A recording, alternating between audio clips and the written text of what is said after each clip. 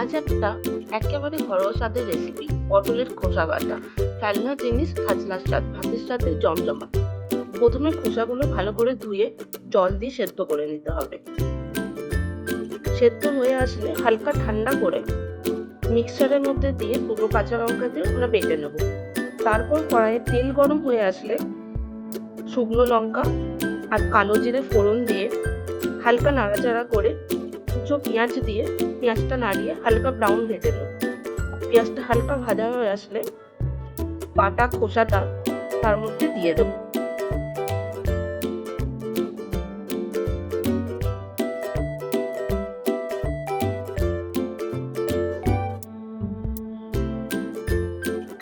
হালকা নাড়াচাড়ার পরে একটু নুন দিয়ে আর একটু ভালো করে নেড়ে নেবো, যাতে কাঁচা গন্ধটা কেটে যায়।